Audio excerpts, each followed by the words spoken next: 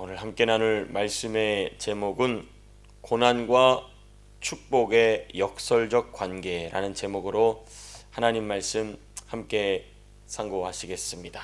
고난과 축복의 역설적 관계다. 그렇죠. 오늘 사실 이 고난 사실 저주입니다. 저주죠. 어떤 저주냐? 나병이라는 저주. 그렇지 않습니까? 문둥병이라 불리는 한센병이라 불리는 사실상 그 당시에는 불치병인 그대로 죽어가는 그런 저주죠. 근데 오히려 그 저주와 다름없었던 질병이 더 저주와 다름없었던 고난이 축복의 전주곡이 되었다. 너무 역설적이지 않습니까? 너무 이 인간의 이성적 판단이나 경험적 이 판단과는 너무나 다른 너무나 상이한 원리가 아닐 수 없습니다. 오늘 그 원리가 그 진리가 어떻게 성경 속에 기록되어 있는지 우리 한 구절씩 보시면서 살펴보시겠습니다. 먼저 우리 1절 보시겠습니다.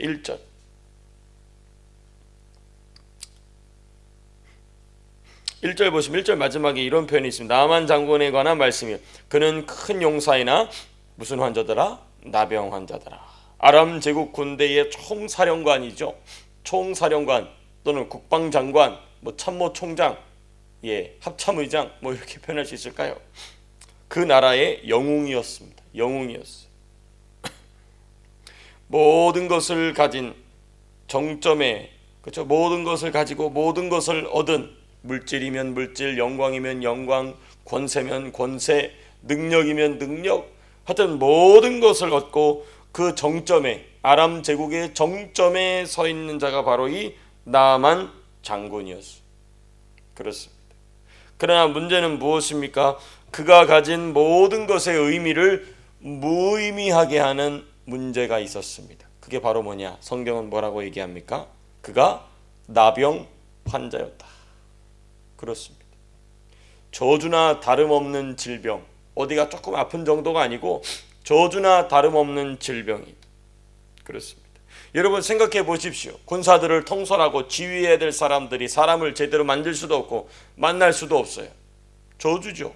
그렇습니다. 항상 자신의 나병을 숨겨야 되기 때문에 항상 자기 주변의 사람들 가까이 오지 못하게 엄하게 만들었겠죠. 그것이 군사들 사이 속에서는 그게 어떤 카리스마로 볼 수 있었겠지만 혼자 속으로는 얼마나 그게 괴롭겠습니까? 두렵겠습니까? 그렇지 않습니까? 여러분, 그러나 오늘 제목을 여러분들과 나누면서 설교의 제목을 나누면서 잠깐 살펴봤던 것처럼 역설적이게도 이 나병은 나만 장군의 나병, 그 모든 것의 의미를 무의미하게 만들어 버렸던 이 나병은 나만에게 있어서는, 나만 장군에게 있어서는 축복이었다는 것입니다. 어떻게 그런지 우리가 너무 잘 아는 이야기지만 잘 아는 이야기면 이 이야기일수록 디테일을 놓칠 경우가 많아요. 우리가 성경 잘 아는 내용 많잖아요. 저 아는 스토리야. 그런데 막상 성경을 열어보니까 내가 놓치고 있는 게 참 많거든요. 오늘도 아마 그럴 수도 있습니다. 여러분들 무시해서가 아니고 그래서 성경을 보다 보니까 그렇죠. 이 본문을 살펴보면서 정말 이 나병이 나만에게 있어서는 축복이었구나 살펴보시겠습니다. 먼저 이제 2절에서부터 4절까지 보시게 되면 북이스라엘에서 노예로 잡아온 소녀의 말이 기록되어 있어요. 2절에 이런 배경이 나오죠. 전에 아람 사람이 떼를 지어 나가서 이스라엘 땅에서 어린 소녀 하나를 사로잡음에. 그렇습니다. 여러분, 이게 참 역설이지 않습니까? 북이스라엘에 하나님의 백성의 나라에 하나님이 주신 약속의 땅에 이방 사람들이 쳐들어갔어요. 쳐들어가서 그 하나님의 백성 중에 그 이 한 명, 그 어린 소녀를 잡아왔다. 그런데 이게 참 역설적이게도 하나님이 하실 일의 출발이 되었다는 것입니다. 그러니까 저와 여러분들의 인생에서 작은 부분 하나라도 내가 생각하기에 이거 안 좋은 일이야, 어려운 일이야 라는 것도 놓쳐서는 안 된다는 것이죠. 그렇습니다. 어쨌든 이 3절에 기록된 소녀의 말과 그리고 정황을 좀 살펴볼 필요가 있습니다. 3절 보니까 그의 여주인에게 이르되, 누가 말하는 거냐면 이 북이스라엘에서 잡아온 이 노예죠. 노예입니다. 그 부모는 죽었겠죠. 전쟁 중에 죽었겠죠. 여주인에게 이르되, 우리 주인이 사마리아에 계신 선지자 앞에 계셨으면 좋겠나이다. 그가 그 나병을 고치리다 하는지라. 이거는 지금 우리가 한 구절로만 나와 있어서 배경을 그냥 생각 안 하고 쓱 넘어가요. 근데 가만히 생각해 보십시오. 여러분, 사실 이 소녀의 이 말은 어린아이로서 아무것도 모르기 때문에 할 수 있는 말입니다. 여러분, 조금만 생각해 보면 이 소녀는 국가 기밀과 다름없는 총사령관의 신상 정보를 말하고 있어요. 그렇죠? 이거 숨기고 있는 거 아니겠습니까? 야, 우리 저 총사령관, 우리 대장 장군이 나병이래. 그러면 그 주변에 누가 이 나만 장군의 통솔을 받으려 하겠습니까? 나병이라는, 한센병이라는 이 저주와 다름없는 병은 어떤 병입니까? 전염이 되는 병이에요. 전염병입니다. 그러니까 누가 나만 장군 옆에서 군대의 통솔 지휘를 받으려 하겠습니까? 그러니까 그거는 1급 비밀, 왕만 아는 비밀이에요. 왕에게 조용히 가서 나중에 가서 말하는 장면 보면 이 왕과 나만 장군만 아는 비밀이에요. 그런데 이 비밀을 어쩌다가 이 노예 여아이가, 그것도 북이스라엘에서 잡아온 소녀가 그걸 보고 그 말을 누구에게 하고 있냐면 자기가 시종 들고 있는 여주인에게, 나만 장군의 아내에게 말하고 있다는 이 사실. 여러분, 이거는 야, 너 이거 어떻게 알았어? 너는 오늘로 죽어야 돼. 그럴 수밖에 없는 일입니다. 그렇지 않습니까? 그 아람 나라 사람들에게도 비밀을 하고 있는 것을 북이스라엘, 그것도 적국의 노예가 알았으니 어린아이라 할지라도 그 자리에서 죽일 수밖에 없는 그런 일이겠죠. 그 다음 부분입니다. 이 소녀는, 그 다음 내용부터 기가 막힌 게 뭐냐, 이 소녀는 하나님과 하나님의 백성을 혐오하는, 적대하는 국가에서 하나님을 섬기는 참 선지자에 대한 말을 하고 있다는 것입니다. 이 극비리의 정보를 아는 것도 문제인데, 이제 그 문제를 해결할 수 있는 것은 당신의 적국 나라로 가야 됩니다. 이 얘기를 하고 있는 거예요. 말도 되지 않는 소리인 것이죠. 우리가 이 스토리를 너무 익숙하게 알고 있기 때문에 쓱 지나갔지만 생각해 보십시오. 적국에서 잡아온 노예 소녀가 당신이 병이 들었는데 그 병 든 것도 기밀인데 그 기밀 사항인 당신의 병을 고치고 싶으면 적국의 나라로 가야 됩니다 라는 말을 하고 있는 것입니다. 그러니까 이거는 미친 소리죠. 정신 나간 소리입니다. 말도 되지 않는 소리인 것입니다. 그리고 마지막 3절의 부분, 마지막 3절 부분 뭐라고 되어 있습니까? 그가 그 나병을 고치리이다 하는지라 라는 이 말은 이 소녀의 신앙이, 그 우리가 지금 앞에 살펴본 두 가지 조건을 볼 때 말도 되지 않는 소리거든요. 근데 이 말도 되지 않는 소리를 어린 애니까 말할 수 있겠지라고도 생각할 수 있겠지만, 더 중요한 건 뭐냐, 그가 그 병을 뭐하리라? 고칠 것입니다라는 강력한 확신이 있었어요. 이 아이에게는. 우리나라의 그 사마리아에 가보면, 북이스라엘에 가보면 선지자가 있는데, 하나님의 선지자가 있는데 그분은 이 병을 고칠 것이라는 믿음. 그렇습니다. 북이스라엘에서 정말 하나님 제대로 섬기는 자가 어디 눈 씻고 찾아봐도 찾아볼 수 없는 그 엄혹한 시대 가운데에 이 소녀는 누구에게 배웠는지, 당연히 부모에게 배웠겠죠. 그 부모는 전쟁통에 죽었겠죠. 예. 그런데 그 신앙을 물려받은 이 여아이가 이 말을 조금의 의심 없이 그 국가의 기밀, 그 거대 제국의 국가 기밀 사항을 조금의 적이 없이 이야기하고 있다는 것을 보게 됩니다. 자, 그러면 그 다음 이제 중요합니다. 이걸 누구에게 얘기했다고 3절에서 보냐면 그의 여주인에게 말했다라고 했어요. 여주인. 그러면 이 여주인은 이 노예 소녀의 말을 들으면서 일반적으로 해보면 어떻게 얘 당장 가서 죽여버리라고 얘기했겠죠. 근데 이 여주인이 이 여아이의 말, 자기가 데리고 있는 노예 소녀의 말에 귀 기울여 듣습니다. 이게 지금 중요한 부분입니다. 그러니까 참 제가 이게 해야 될 말이 많지만 시간이 부족해서 지금 많이 좀 함축을 하고 있는데요. 이 여아이가 평소에 얼마나 여주인의 신뢰를 얻었는지를 우리가 알 수 있어요. 이게 중요합니다. 중요한 부분이에요. 그리고 이 여주인은 얼마나 마음이 넓은 사람이었는지 자기가 부리고 있는 노예 여아이의 말에 귀를 기울이고 있다는 것입니다. 양측이 서로 하나님 기뻐하시는 마음이 있던 것이죠. 그렇지 않습니까? 아무리 여자아이가 아무리 믿음이 좋을지라도 듣는 자가 미친 소리 하고 있다, 너가 주제넘는 소리 하는구나, 너가 내 목숨을 재촉하는구나, 할 수 있잖아요. 그렇죠? 어떻게 내 남편의 비밀을 네가 함부로 알아가지고 말하고 있느냐? 어디서 주둥이를 함부로 놀리고 있느냐? 이럴 수 있잖아요. 그런데 이 여주인은 그 말을 가만히 귀담아 듣고 있다는 점, 우리는 아주 주목해야 될 부분입니다. 노예 소녀의 말을 주의 깊게 들은 여주인과, 그리고 그 여주인이 누구에게 가서 말합니까? 자기 남편에게 가서 말했다는 거예요. 이게 참 중요해요. 그리고 남편은 그 말을 또 귀담아 듣습니다. 지푸라기라를 잡는 심정이었겠죠 라고 우리가 넘겨 짚을 수 있지만, 본인이 내가 되었다 생각했을 때 어디 노예로 잡아온 여자애가 그런 얘기하면 믿을 수 있겠습니까? 그게 안 된다 이 말인 것이죠. 왜? 내가 그렇게 행차했다가는 내 뭐가 드러나요? 내 비밀이 다 드러나잖아요. 내가 여태까지 평생 동안 숨겨온 한센병, 나병이라는 이 저주와 다름없는 질병이 다 드러나는 거잖아요. 그렇지 않습니까? 그런데 이 부부는, 나아만 장군 부부는 자신들이 부리고 있는 그 노예 여종의 말에 귀를 기울였다는 것입니다. 여러분, 바로 이 점이 제가 오늘 설교 제목으로 정한 저주와 다름없는 질병이 나아만 장군 부부에게 축복이 된 첫 번째 이유입니다.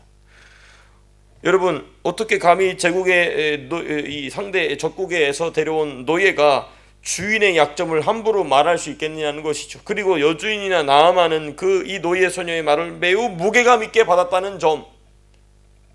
그러니까 나병이 아니었으면, 한센병이 아니었으면 이 노예 소녀의 말을 귀담아 들었겠습니까? 안 들었겠죠. 이런 상황 자체가 일어나지 않았겠죠.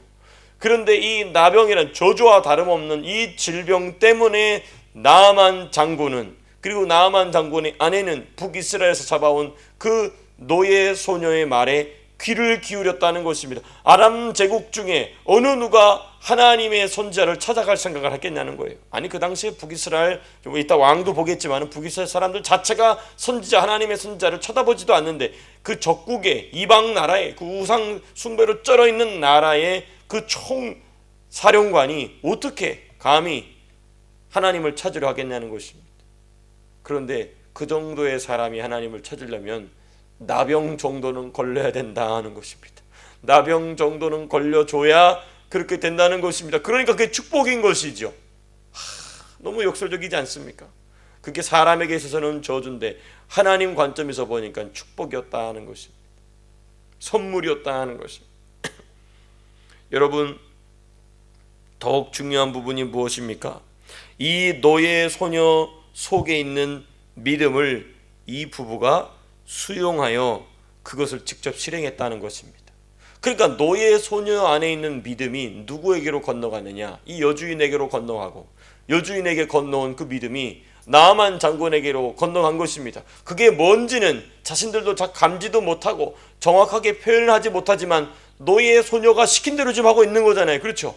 아니, 지금 뭐가 거꾸로 된 거 아닙니까? 노예 소녀는 항상 지시를 받고 명령을 받아서 시키는 대로 해야 되는데, 아니, 지금 완전히 뒤집어졌어요. 노예 소녀가 제안한 대로 그 노예 소녀에게 있어서는 지엄한 주인 둘이 실행하고 있는 것입니다. 이건 뭐 아니면 불가능해요? 믿음 아니면 불가능해요. 이 부부에게 있어서 믿음이 들어간 겁니다. 그러니까 확실히 믿음은 뭐에서 나요? 들음에서 나요. 들음에서 나요. 그러니까 노예 소녀일지라도 자신의 주인, 제국의 대단한 위세, 권세를 가진 부부에게 믿음을 건네줄 수 있다는 것이죠. 그렇습니다. 하나님께서 이러한 노예 소녀를 사용하셨다면 저와 여러분들은 능히 사용하고도 남으실 줄로 믿습니다. 꿈을 꾸게 되시기를 바랍니다. 하나님, 노예 소녀로 불려간 이 소녀도 사용하셨다면 주여 저도 사용하실 줄로 믿습니다. 예, 그렇습니다. 그 다음 부분 5절에서부터 8절입니다. 아람 왕의 요청을 전쟁을 위한 시비로 착각하는 북이스라엘의 왕의 모습이 기록되어 있어요. 그러니까 지금 나아만 장군이 이 소녀의 말을 듣고 자기가 섬기는 아람 나라 제국의 황제죠, 왕에게 이야기합니다. 이렇게 해서 내가 좀 병을 고치고 오겠습니다. 그러니까 그 왕도 다녀오라고 얘기해요. 그러니까 지금 이 소녀 노예 소녀의 말 한마디가 아람 제국 전체에 명운을 건 일이 되어버리게 됐다는 것이죠. 참 놀랍지 않습니까? 자, 그런데 이러한 아람 왕의 요청을 전쟁을 위한 시비로 누가 착각하느냐? 하나님 백성의 왕이라 하는 자가 그거를 시비라고 얘기합니다. 6절 7절 보면은 나오죠. 질의 겁을 먹은 북이스라엘 왕입니다. 나아만이 오면 정황을 파악할 수 있음에도 불구하고 옷부터 찢어 밝힌 것이죠. 그리고 여러분 7절에 기록된 그의 말 가관입니다. 7절. 이스라엘 왕이 그 글을 읽고 자기 옷을 찢으며 이르되 내가 사람을 죽이고 살리는 하나님이냐. 여러분, 하나님을 제대로 의지해 본 적도 없으면서 하나님에 대한 말 너무 잘해요. 그렇습니다. 누가 언제 너더러 병을 고치라고 그랬냐. 그죠? 여러분, 믿음이 없으면 없을수록 이런 말 하게 됩니다. 내가 중심이 되어 있어요. 항상 믿음이 없으면 믿음 대신에 뭐가 드러나면 자기 확신이 들어가거든요. 그 자기 확신으로서는 안 되는 일은 다 안 되는 거예요. 그렇습니다. 그러나 믿음이 커지게 되면 자기 확신은 없어집니다. 그러나 믿음이 커지게 되면 하나님이 그 자리를 차지하게 되신다는 것입니다. 자리 잡게 되신다는 것입니다. 그렇습니다. 여러분, 하나님은 제대로 의지해 본 적도 없으면서 하나님에 대한 말을 잘도 하고 있어요. 더 자세하게 표현하면 이렇게도 얘기할 수 있겠죠. 하나님은 차지해 두고라도 하나님의 선지자를 찾아가 본 적도 없으면서, 그렇습니다. 하나님의 선지자를 찾아가 본 적도 없으면서 하나님, 내가 하나님이냐? 이제 와서 왜 하나님 찾냐 이거예요. 그렇습니다.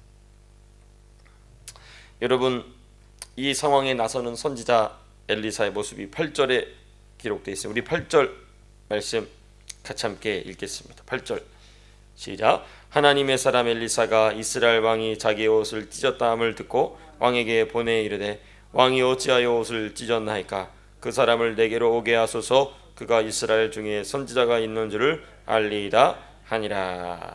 그 왕이 옷을 찢어가지고 이제 전쟁 준비된다고 하니까 온 나라에 이제 난리가 났겠죠. 그리고 이 소식이 이제 전해서 이제 선지자 엘리사까지 간 겁니다.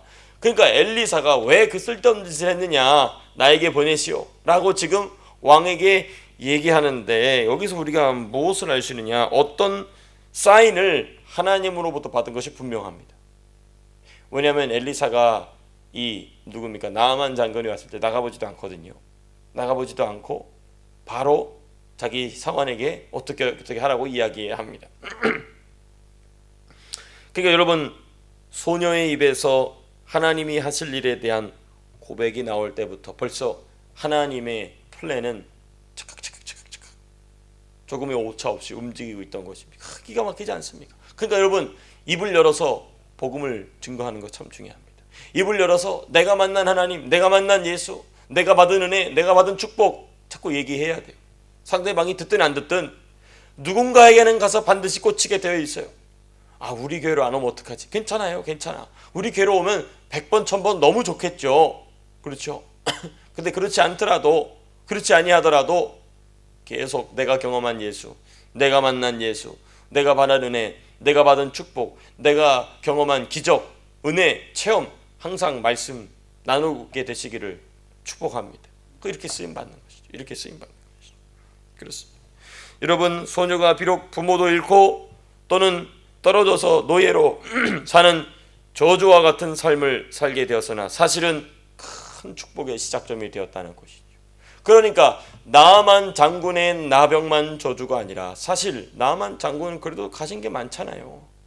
근데 노예 소녀는 다 잃어버렸어요. 자기 신의 고향도 잃고 친구도 잃고 친척도 잃고 자기 부모도 잃고 다 잃어버려가지고 이제는 아무도 자기를 알아주지 않는, 그리고 자기를 짐승보다 못한 존재로 취급하는 적국 나라에 끌려간 노예였는데, 그게 이 아이에게 있어서는 하나님이 예비하신 축복이었다는 것입니다.